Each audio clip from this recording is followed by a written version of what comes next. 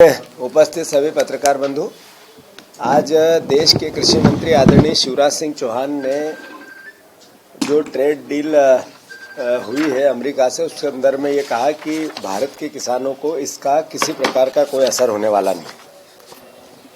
आप सबको सर्वविदित है, देश को सर्वविदित है कि भारत के प्रधानमंत्री पिछले कई 4-5 महीने से ये टैरिफ को लेकर बातें चल रही थी।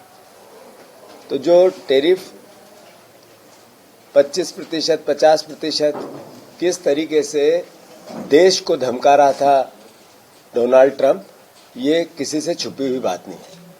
और जब 31 मिनट मोदी जी की और ट्रंप जी की बातचीत हुई और ट्रेड डील भारत और अमेरिका के बीच में कन्फर्म हो गई।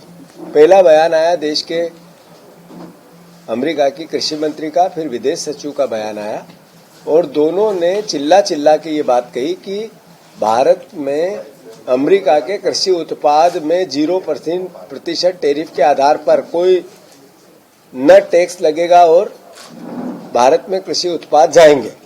मैं आग्रह करना चाहता हूं, शिवराज सिंह चौहान ने जरूर, मैंने 2-3 दिन पहले भी बात करी थी, उनके आग्रह किया था कि आप आदरणीय शिवराज जी इस पर स्पष्टीकरण आपको देना चाहिए। देश जानता है कि ये कॉम्प्रोमाइज्ड प्रधानमंत्री है नरेंद्र मोदी और पूरी डील उन्होंने 3 मुद्दों पर भारत के किसानों के भविष्य पर तलवार रख के की है। एक, उन्होंने जो सब्सिडी देश और दुनिया में हलचल मचाए हुए है, बवाल मचाए हुए हैं, उसमें भी हमारे प्रधानमंत्री जी के संदर्भ में बातें आई है। दूसरा, जो अडानी है उनके संदर्भ में अमेरिका ने केस लगा रखा और गिरफ्तारी की जो तलवार लटक रही है उसको भी कॉम्प्रोमाइज करने के लिए ये डील को इतनी जल्दी किसानों के गले पर एक तरह से तलवार रख के की गई है। और तीसरी, रशिया से जो फ्यूल खरीदना है उस फ्यूल को न खरीद के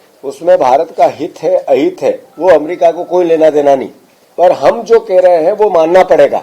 एक तरह से तीनों बातें सर्वविदित है कि कॉम्प्रोमाइज हुई है। अब शिवराज सिंह चौहान जी जिस तरीके से वक्तव्य दे रहे हैं, मैं समझता हूं कि वो मूर्ख समझ रहे हैं भारतवर्ष के किसानों को।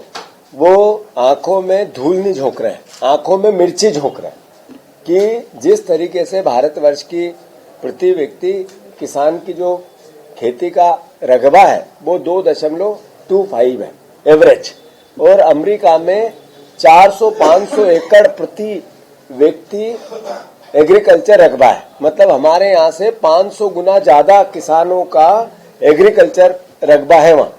दूसरा, जो अमेरिका की कृषि आधारित व्यवस्था है वो पूरी सब्सिडी पर निर्भर है, सरकार खेती करवाती है और मशीनरी से खेती होती है और ऐसा उत्पादन होता है केमिकल्स के कारण कि वो बीज वापस किसी भी देश में नहीं लगता है, हाइब्रिड बीज होता है और उन्नत किस्म का होता है जिसका उत्पादन बहुत अधिक होता है।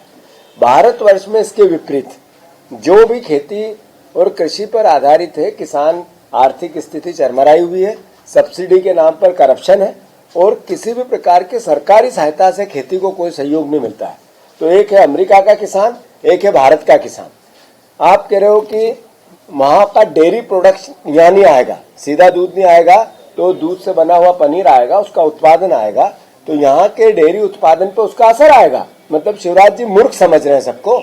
मैं समझता हूँ कि ऐसे में देश के किसानों को जागना चाहिए कि जहां पर भारत की औसतन प्रत्येक सहायता लगभग 14,000 रुपया पर किसान को अलग अलग सब्सिडी में दी जाती है, वहीं पर अमेरिका में पूरा खेती का खर्चा एक तरह से सरकार उठाती है, मतलब किसान को कुछ नहीं लगता।